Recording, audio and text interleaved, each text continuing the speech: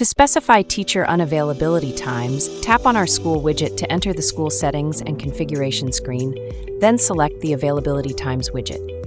We can immediately see the school break that we specified in period 3. You'll recall that we said school-wide unavailability periods affect all teachers and classes as well. Let us hit the Teachers tab to set unavailability times for teachers. We are now in the Teacher Unavailability screen. The first thing we notice is that the break period is also already highlighted here. This is due to the fact that it affects the whole school. This means whichever teacher we select here, we won't be able to touch period 3, as it is already a break period for the whole school. Let us select teacher T003, for instance. Let's suppose that the teacher is not available to teach in period 1 on Tuesdays and Wednesdays, as she has to start by attending a provincial meeting in those mornings. We could then block off period 1s for her on Tuesdays and Wednesdays. We would similarly follow the same process to specify unavailability periods for other teachers. Remember again that the more periods we make unavailable for teaching, the fewer the periods that will be available for generating feasible timetables. As advised previously, it is always recommended to generate timetables for the first time without introducing many blocked or unavailability periods, apart from break periods. If we try to change the break period here, DreamTimetables App will remind us that a break period is applicable to the whole school, hence it cannot be changed for a single teacher. We have completed demonstrating how to specify unavailability periods for teachers. Our sample school doesn't have any teacher unavailability periods, hence we will clear the changes that we had made here. To learn how to specify unavailability periods for student classes, hit the Classes tab.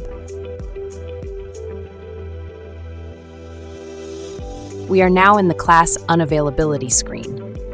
Again, we can see that the break period is already selected in period 3, as it is applicable to the whole school. Let us suppose that grade 12A and grade 12B students must only attend afternoon lessons.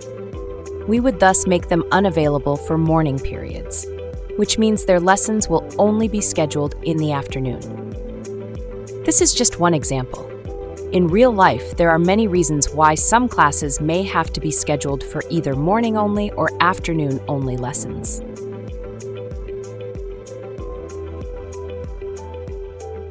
Our sample school doesn't restrict any student classes to certain times of the day. Hence, we will clear these unavailability periods.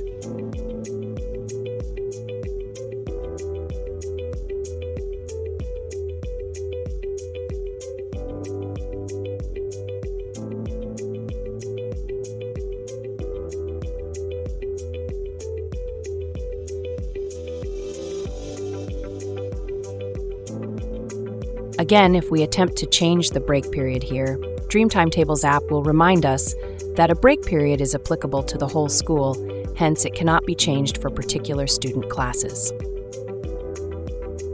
Having specified the break period, how many time slots are we left with in a school week? Well, we have 5 days per week, multiplied by 6 periods per day. That gives us 30 slots per week. We need to subtract the 5 slots of the break period from the 30. That leaves us with 25 time slots that are available for every teacher to teach lessons, and 25 time slots for every class of students to receive tuition or teaching. Keep these 25 time slots in mind, as we will hear more about them in the next session.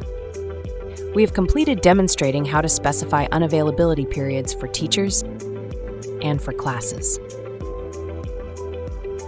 In the next session, we will focus on allocating lessons for our school based on the sample school data file in the bio and in the description below. Those lesson allocations are the ones that we will later submit to the DreamTimetables app server to generate timetables.